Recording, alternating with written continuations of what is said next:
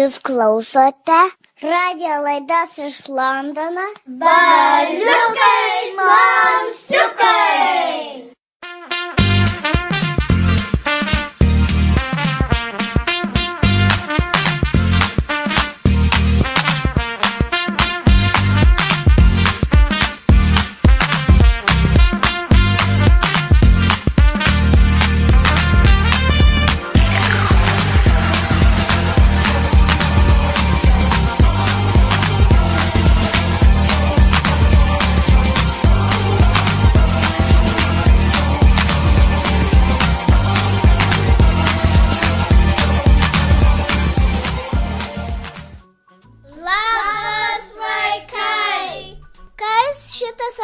Sukūrėt? Kokios klausite muzikos? Ir ką veiksite kitą savaitę? Aš tai šią savaitę klausiau labai daug dainų. Aš kitą savaitę gal važiuosiu į baseiną. Aš šitą savaitę labai daug dainavau ir šokau. O ką sukūrė Kristina? Viskas yra kūryba. Jūs kasdieną visada sukūrėt ką nors. Tikrai teisingai, Kristina. Mes ir šiandien daug sukūrėme kartu. Pamenat? Taip! O tikrai. Aš niekada nepamiršiu. Mes šiandien kūrėme savo vinilinės plokšteles. Klausėmės, kaip Jurgis Didžiulis pasakojo, kad reikia, klausantis dainos, pajusti energiją. Ką nori muzikantas perduoti? Mes įvairiai apklijavome vinilus ir ten perteikėme save. Tai pasižiūrėję galėsime pajausti, kokie mes esame ir buvome tą dieną, kaip kūrėme vinilus. Taip, tikrai linksma diena buvo ir mes niekada turėsim nepamiršti, nes tai buvo labai linksma. O ką dar Jurgis sakė apie plokšteles ir kompaktus? Think outside the box. Kai klausai dainos, pajus tą žinutę, kurią tau nori perduoti dainininkas arba rašytojas. O su kuo mes kalbėsime šiandien? Su Alvydu Mačiulskiu iš grupės Kimono. Šį kartą aš turiu telefoną. Taip, daviau. Skambinam! Kva, muzika. Kimono. Kva. Kimono, kva. Kva, kimono. Klausau.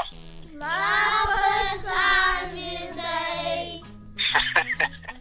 Labas, vaikai. Papasakokite apie save, ką jūs veikite? Aš kuriu muziką ir skaitau knygas. Kokias knygas? Visokias, man patinka visokias knygas. Nuo fantastinių iki pasakų ir iki visokių netgi filosofinių. Kur dainuojat? Dainuoju grupėj Kimono, padedu antrą balsą dainuoti Daivai, kuri dabar negali kalbėti simis, bet jinai irgi iš grupės Kimono. Ką sugalvoja grupės pavadinimą? Sugalvojame, matyti visi, kažkaip darėm tokį brainstormą, tai yra smegenų šturmą, kada surašėm ten labai daug pavadinimų. Ir tiesiog iš tų daug pavadinimų dėjom pliusiukus visą grupę ir išrinkom iš ten daugelio vieną šitą, kuris kažkaip visiems daugiausiai pliusų uždirba. O jisai reiškia raktas į galbūt vienybę, mes jį taip veršime ir pakeitėm iš Brassbusters. Paprasčiausiai todėl, kad nusprendėm, kad šiek tiek jau mūsų muzika kitokia, nes Brassbusters pradžioje buvo labai daug žmonių ir buvo didelis funko orkestras ir galų gale mes likom keturiese ir kadangi taip jau atsitiko, tai todėl ir pakeitėm.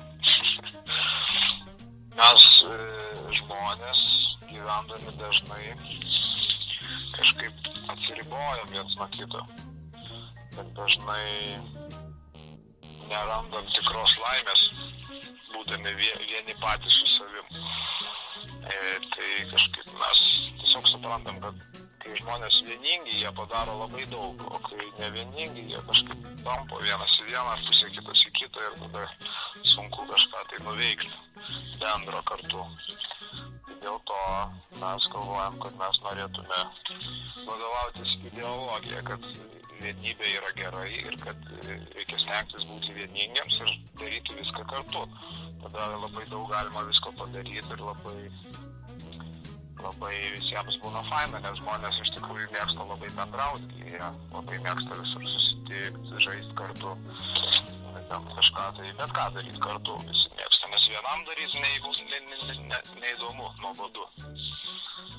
Kadangi mes muzikantai ir mes kažkaip suprantame, kad muzika yra labai magiškas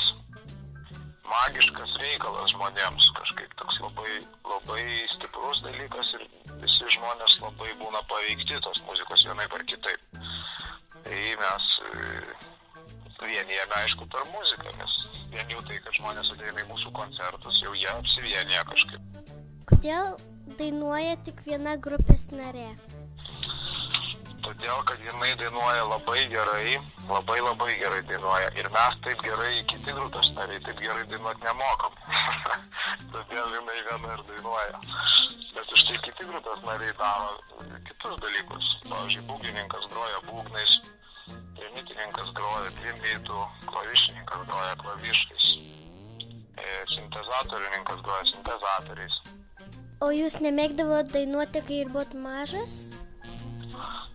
Mėgdavau dainuoti, labai mėgdavau dainuoti, bet kaip aš bemėgčiau dainuoti, vis tiek kažkaip mūsų Daiva dainuoja gražiau. Dėl to kažkaip mes jau ir nutarę esam, kad dainuoti daugiausia tenka jai.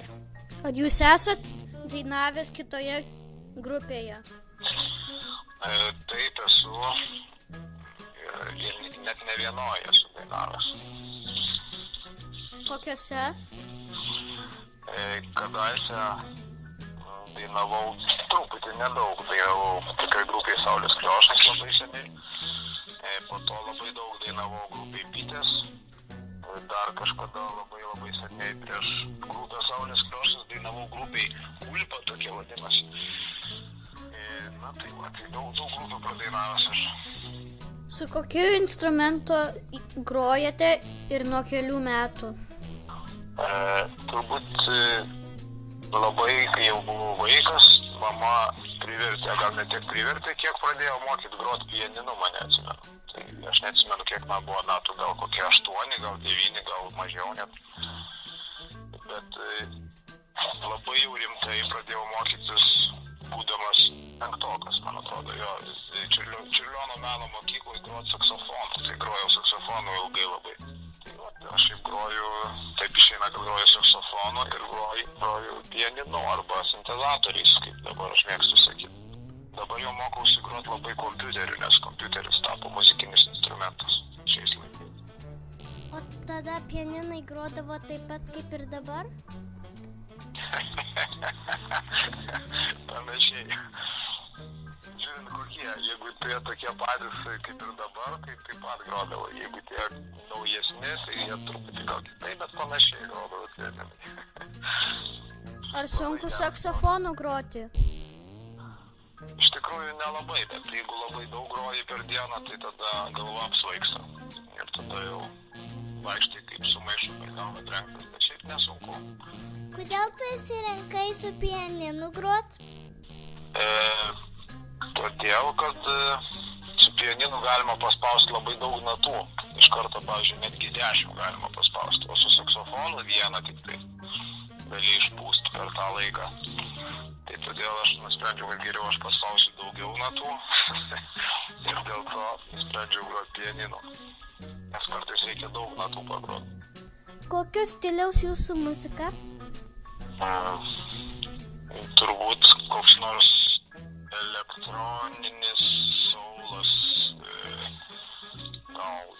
gal kažkaip taip. Labai sunku įvardinti stilių, nes mes labai daug stilių maišom savo muziką. Nuo hip-hopo iki vos ne hauso, drum and basso ir džiazo ir taip toliau. Kuo jis skiriasi nuo kitų? Geras klausimas. Tuom, kad jis yra mūsų grupės ir tik matyt tuom, o daugiau, nes šiais laikais labai daug visokios muzikos ir labai įvairios ir skirtingos. Tai labai, taip jau pasakyti, kuo jinai skiriasi. Sunku galbūt, nes kaip ir visose dainuose dainuoja dainininkė, groja būgnai, groja bosinė gitara, sintezatoriai, trimitas. Girdėjom, kad koncertuojate ne vien Lietuvoje. Kur dar? Pagrinde Europai koncertuojam, bet nemažai dar koncertuodavom Londone, kai gyvename visi Londone. Dabar du mūsų grupės nariai gyvena Londone, o kiti du kol kas Lietuvoje. Kur jums labiau patinka? Ta prasme. Ar Londone ir Lietuvoje? Taip. Man patinka ir ten, nes Londone yra vieni dalykai, tiksliau gal reiktų sakyti Jungtiniai Karalystiai, o Lietuvoje yra kiti dalykai, kurie yra fainesni. Tai iš esmės ir ten yra labai daug gerų dalykų ir jie yra skirtingai geri. Todėl, net nežinau, man atrodo, man vienodai patinka tiek ten, tiek čia. Kas tie geri dalykai? Pavyzdžiui, Londone labai daug gerų dalykų yra tai, kad labai yra daug jaunų žmonių, menininkų įvairių ir labai jų daug iš viso pasaulio privažiavę. Taip pat labai daug yra visokių renginių Londone. Pradedant nuo, net nežinau, poezijos vakarų, baigiant matyti operos ir baleto teatrais. Tai tokių dalykų Lietuvoje jau sunkiau rasti tam pačiam Vilniuje, nes paprasčiausiai mažiau žmonių. Bet Lietuvoje, pavyzdžiui, merginos yra labai gražios, yra labai geras dalykas. Po to Lietuvoje yra kalba lietuviška, kas labai yra faina, kai tu kažkaip kalbėsi tą kalbą, kuria gimei išmokai. Po to gamta labai gera, oras labai geras Lietuvoje, maistas yra labai geras Lietuvoje. Ir šiaip žmonės geri Lietuvoje, bet ir Londone geri. Tai vat. Ar dainuojate ir lietuviškai? Iš tikrųjų turim tik vieną dainą lietuvišką, bet ir ta pati balsas yra įrašytas ir perverstas iš galo į pradžią, taip kad neišeina suprastos lietuvių kalbos. Bet galvojam, kad su naujomis dainomis atsiras lietuviškų dainų pas mus. Kodėl? Todėl, kad faina būtų dainuoti lietuviškai keletą dainų. Nes lietuvių kalba yra labai graži, labai senovinė jinai. Labai sena, tarp kalba lietuvių. Ir gal tik tiek, kad truputį sunkiau dainuoti ir tekstus rašyti, nes žodžiai labai ilgi lietuviški, kadangi kalba senovinė. Kiek pas jūs žmonių yra grupiai? Pas mus grupiai yra 4 muzikantai ir 1 vadybininkas.